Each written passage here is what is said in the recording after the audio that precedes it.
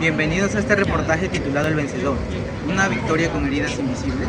Nosotros somos la familia vallejiana 1 y hoy veremos cómo los modelos de masculinidad, la presión social y las diferencias de clase afectan emocionalmente a los niños.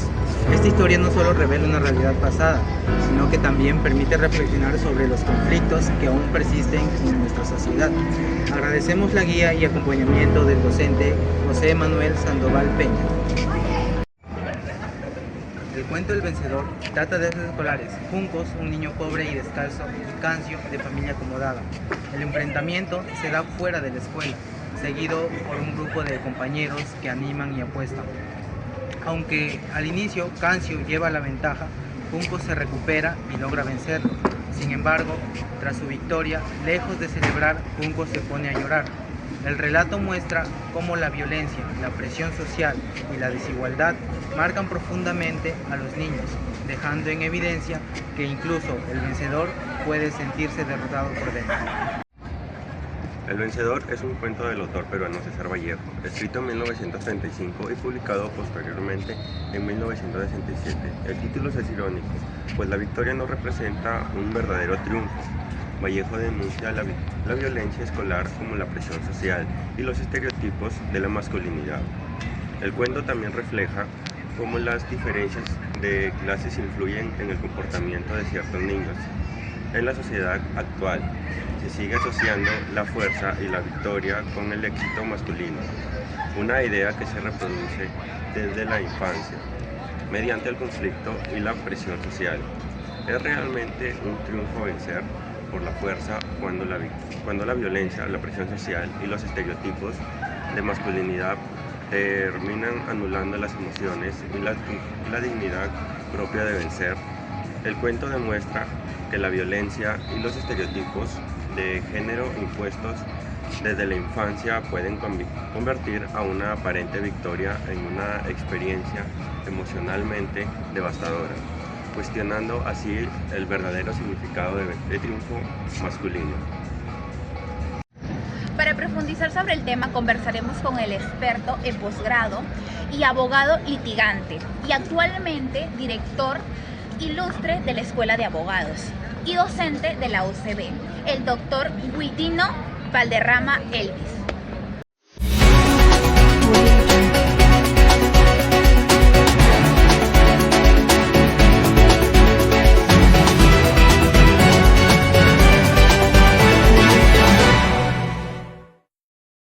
Buenas noches, maestro. Un gusto, buenas noches, saludarte y bueno, encantado de este espacio, ¿no? Donde se me está invitando para poder dialogar y conversar sobre un tema humano, literario, ¿no? Que merece una reflexión de por medio, ¿no? Anteriormente ya he tenido la oportunidad de leer esta lectura de César Vallejo que nos habla sobre el cuento El Vencedor. No, la verdad que no. Sé que Vallejo representa universalmente muchos escenarios sociales, ¿no? Vallejo ha dejado al mundo una identificación por los estratos sociales, la desigualdad, la pobreza. Incluso él ha simbolizado muy bien, ¿no? A través de incluso sus poemas, la idea de la soledad, la tristeza, el hambre, producto también de la época, ¿no? Él se fue en cierta medida incluyendo un poco eh, defraudado, ¿no? En cierta medida por la sociedad peruana y termina pues en la Europa de ese entonces, que le permitió un poco tener un giro más interesante dentro de la óptica social, ¿no? Por eso es un poeta y un escritor universal, ¿no? Interesante las palabras que usted nos acaba de narrar. Desde su perspectiva profesional, ¿cómo interpreta el conflicto emocional del niño o los niños protagonistas? Bueno, perdón, el niño que vence en el cuento. ¿Cree que la victoria impuesta refuerza una masculinidad tóxica o refleja una crítica más amplia a la estructura social que se vive hoy en día? Bueno, Vallejo pues le da en este en esta expresión literaria da una expresión de un sinnúmero de enseñanzas, ¿no? En este cuento refleja, si bien es cierto que hay una desigualdad, un desequilibrio entre lo que se podría llamar, ¿no?, la fuerza económica frente a la humildad, la pobreza, que está representado por estos dos muchachos, ¿no?, que de alguna otra forma tienen un conflicto en el recreo, ¿no? Y que de una u otra forma también asemeja la lucha de clases, la división, la desigualdad, que no siempre termina imperando perpetuamente, ¿no?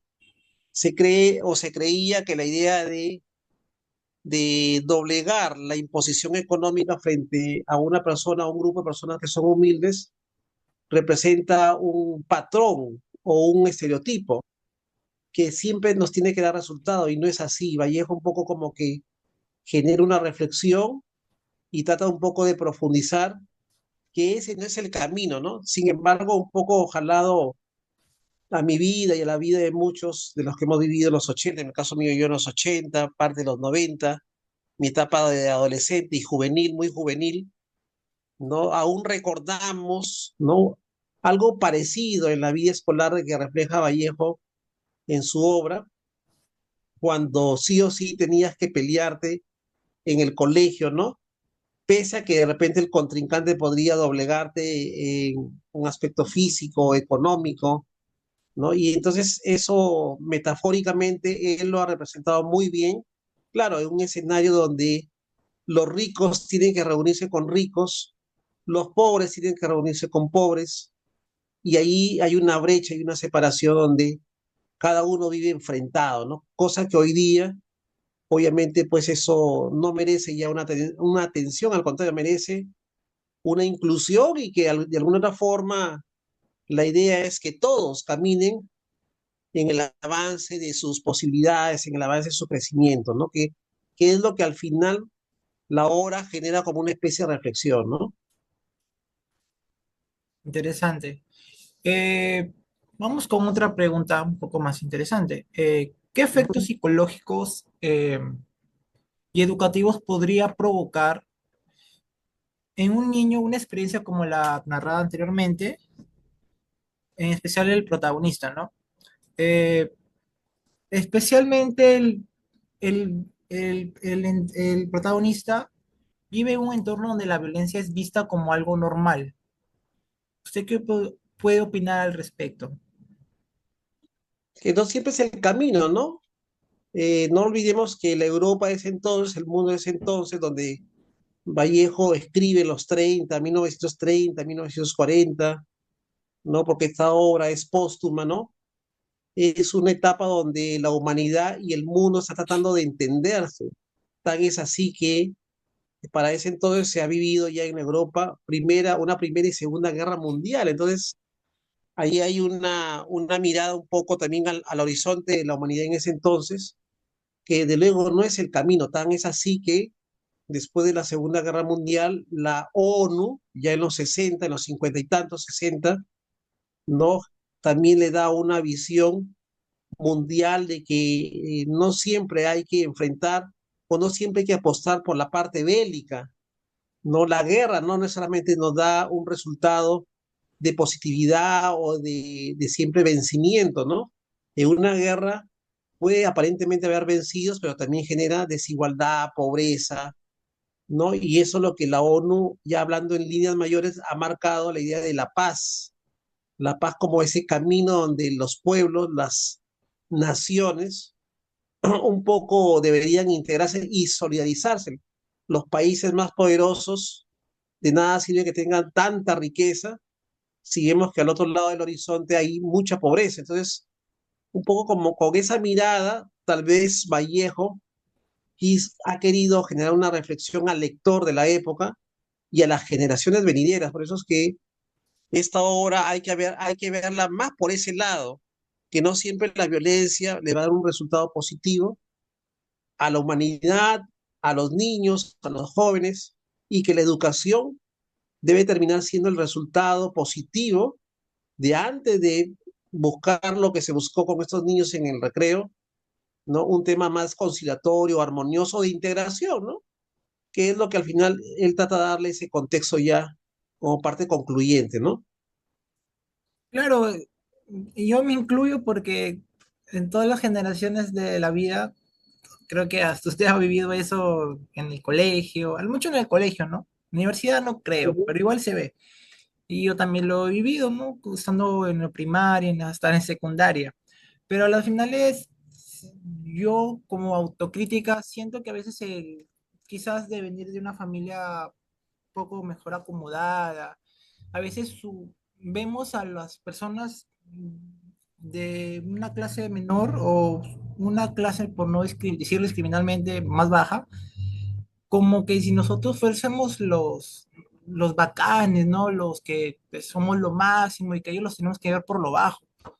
Entonces, a las finales, cuando uno es más, yo acepto que he sido un poco así, pero a las finales me he dado cuenta que esto no me sirve de nada en la vida. Es más, me ven como una persona arrogante, egoísta y a las finales esto me hunde más a mí, ¿no? O sea, se puede decir, como persona ya no caigo bien, ¿no? En cualquier ámbito social, ¿no? Eso es lo que... Así es, ¿no? Esa es un poco la figura, ¿no? El mensaje de reflexión de la obra que él ha querido, no solamente que visualmente al lector quede como que el que triunfa siempre camina con la mirada hacia arriba, ¿no? Sino que hay un derrotado que pudo haber sido más interesante la figura de darle la mano, de ser solidario y juntos de repente generar otro tipo de reacción en el aula, en la ciudad, en la comunidad, en el país. Ya eso pues lo podemos dimensionar a nivel mundial, pues, ¿no? Ok. Vamos con la siguiente pregunta. ¿Considera usted que el título es algo irónico o cómo influiría esta ironía en la comprensión del mensaje central del cuento? El cuento tiene un Es un poco mensaje, la ¿no? técnica, Ajá, sí, sí, es un poco la técnica o la estrategia literaria de los escritores de la época, ¿no? Es como en las películas que de repente dice, por ejemplo, el último día, y sin ver la película uno podía imaginarse que es el último día de la humanidad, o de repente es el último día de la relación de una pareja, o es el último día de una familia que se fue al campo y alguien las echó o los va matando uno por uno, ¿no? Entonces los escritores de la época, como el caso de Vallejo, han sido muy llamativos y creativos a su vez. Ya obviamente en el desarrollo interno de lo que ellos han perseguido literariamente hablando, ya pues han sido obviamente pues súper reconocidos. Por eso es que Vallejo no nos jala, ¿no? Crea esta obra y crea otra y otra, casi como comparado como al estilo de Mario Vargas Llosa, claro, con otro exacto. tipo de Sí. perspectiva, lógico, ¿no? Entonces, pero todos tienen una marca, ¿no? Ciro Alegría tiene una forma de ser, Ujú. Mariátegui tiene una forma de ser como literatos, Vallejo tiene una forma de ser, es la pluma que los va caracterizando, ¿no? Dependiendo de la obra y cada una de ellas, al final de cuentas, como que tuviese algo de la otra, ¿no? Entonces, esta obra puede tener alguna característica con masa, por ejemplo, o los heraldos negros, pero siempre, en el caso de Vallejo, tiene ya su peculiaridad que lo distinguía, ¿no? Y eso es lo que, aún muerto, hoy día, obviamente, pues hay un reconocimiento universal, ¿no? Exacto. Bueno, en la penúltima pregunta voy a implicarme un poco más en algo en el ámbito de los padres. El cuento se observa la presión de los adultos sobre los niños para que actúen de una determinada forma. ¿Cómo evalúa usted como docente, como padre, el papel de este entorno familiar y social en en la construcción de de los comportamientos agresivos de las personas? O sea, obviamente a lo que voy yo con mi pregunta es que esto quizás ya viene de casa. Claro, lo que pasa es de que, repito, ¿no? La formación de la familia un poco que genera un comportamiento ya en la vida individual de los niños que se convertirán en hombres o mujeres de una sociedad, ¿no? Entonces, la época está marcada por eso, pues, ¿no? La época está marcada, si te buscan, no te quedes, tú también responde, ¿no? Si alguien te busca pelea en el colegio, tienes que pelearte, ¿no? Porque si no, toda la vida, el famoso bullying, porque toda la vida te van a seguir y es mejor que tú respondas, ¿no? Entonces, un poco refleja eso, ¿no? El detalle está de que, llamémoslo así, la interpretación que él le da como escritor, como literato, es que no da vuelta, no necesariamente el que gana se siente bien, ¿no? El que gana, de alguna forma, tiene una especie de una ambigüedad moral, ¿no? Se siente bien porque ante el grupo que lo aclama, pues lo ve como un referente, pero como humano, ¿no? Lo ve obviamente como algo sensible, profundo, que no debió darse. Sigo con la idea de que en la familia, como muy bien tú lo has dicho, ¿no?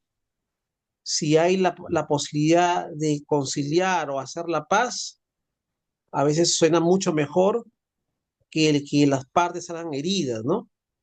Y ese es un poco el tipo de mensaje que ya uno cuando se va enterando, comprometiendo, va encontrando, ¿no?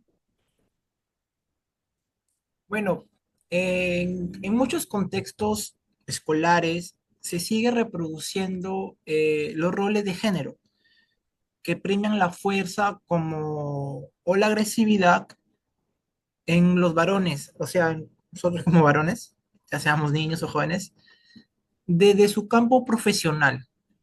¿Qué estrategias recomendaría para formar a estos niños de hoy en día, obviamente, emocionalmente saludables y con valores de equidad o una empatía mejorada? Bueno, hay que cambiar, ¿no? Hay que cambiar el chip, ¿no?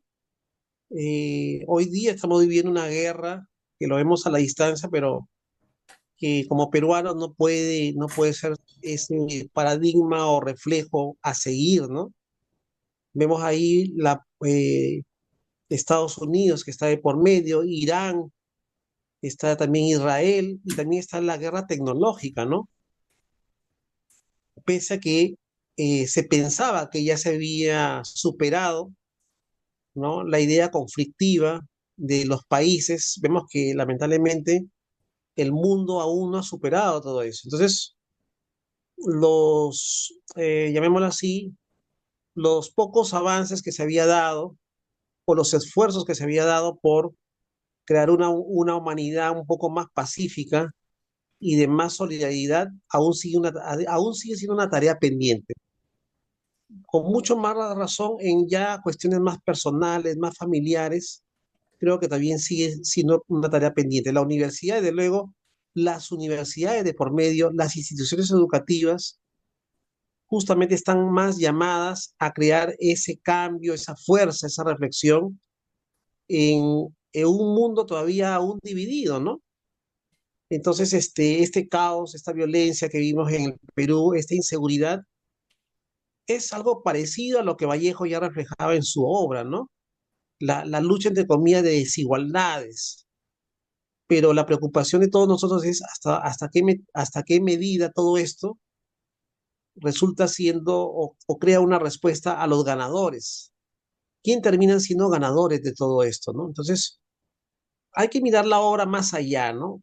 En el fondo hay protagonistas, hay hechos, hay un mensaje, pero lo importante es que nos deja una reflexión más profunda y eso es lo bueno que hay que rescatar de esta obra, que no es solamente la idea de que se puede ganar con mayor fuerza, se podría lograr una victoria donde las clases sociales que aún tienen problemas de igualdad, ¿no? Los que más tienen propicien y los incluyan, ¿no? Y también el reconocimiento de los que no tienen nada para que hagan lo mismo con otros grupos que verdaderamente están mucho peor, ¿no? Entonces ahí una especie de sinergia, ¿no? Una especie de aprendizaje, ¿no? No tampoco estigmatizar que los pobres sean los buenos de la película. Los pobres también tienen que poner de su parte, Exacto, también tienen que cambiar, ¿no? Pero en el fondo, toda la humanidad es la que se tiene que estar, se tiene que ver comprometida, ¿no? Un poco por ahí es el mensaje, ¿no? exacto. Yo también pienso igual que usted, pero lamentablemente, como se dice, el cambio empieza de abajo, cada uno aportando su granito de arena. eh, por más que uno sea de, pues, de una clase baja, alta, creo que quizás nuestro país no carece de eso, ¿no? Yo siempre me ha gustado hablar o defender a un país que me hizo un trabajo de investigación hace años en mi primera carrera profesional, que era el país de Singapur. Entonces, me digo yo, pues podrá ser posible que apliquemos al menos el 20 o 30% de las leyes o las cosas establecidas de ese país en nuestra cultura, en la política, en las leyes, etcétera. No sé si usted ha escuchado un poco sobre el país Singapur. Es un país, Claro, claro. Sí, desde luego, ¿no? Lo que pasa es de que ellos nos llevan cierto avance y en ciertas cosas han logrado ese tipo de firmeza, ¿no? ujú, Entonces hay cosas que hay que mirar de otros países que lo han logrado y tomarlo como ejemplo. Y hay otras cosas que, por más que lo tomemos como ejemplo, no van a funcionar, ¿no? Pero el caso de Singapur, por un lado, en la radicalidad, en la firmeza, ¿no? En el tema de la corrupción, es algo que se debe tomar como ejemplo, ¿no?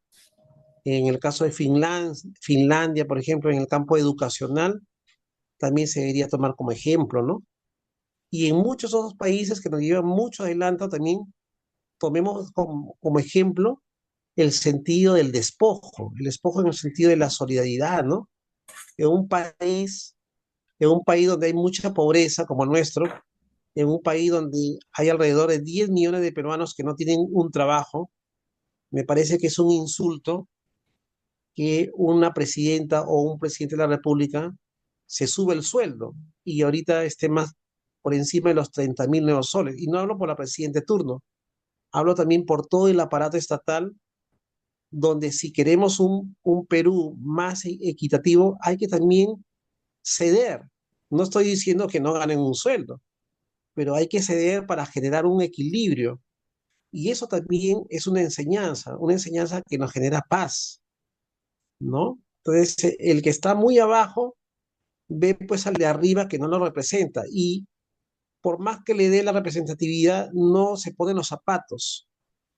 Y entonces ahí como que genera esa violencia, ese rechazo, ¿no? Que lastimosamente el Vallejo lo refleja muy bien de una forma muy interesante con los protagonistas, ¿no? Entonces, como te decía, ¿no? Llevado a una dimensión más allá, ¿no? Vemos que lo de Vallejo ha trascendido, ¿no?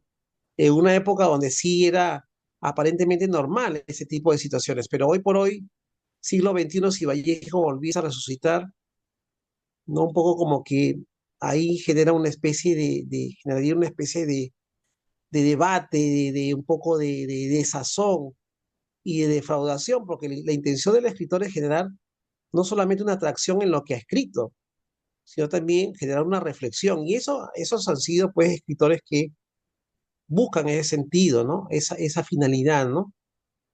Y ahí un poco el sentido de la obra, el sentido de la humanidad, el sentido de la sociedad, el sentido de los avances, porque estamos en 2025, pero de aquí a 50 años, un poco que esperemos que las cosas se reviertan en el sentido que quisieron dar muchos escritores como Vallejo, ¿no? Al ver el tema social de una forma más equitativa, ¿no? Eso es un poco lo que yo interpreto, ¿no? agradecemos al docente Guirino Valderrama por brindarnos su análisis, sus palabras y poder comprender cómo las expectativas sociales impactan desde la infancia. Es algo fundamental contribuir a relaciones más sanas y equitativas, ¿no? Y bueno, espero volverlo a ver pronto, maestro. Un gusto muy grande de volver a conversar con usted. Es una persona súper, Listo. súper interesante para la hora de hablar y siempre rescato las buenas enseñanzas que nos brindó a mí y a mis compañeros en el curso que tuve con usted. Muy bien, agradecerte a ti y bueno, desearte lo mejor, sigue para adelante. Un saludo a tus maestros que también te están formando.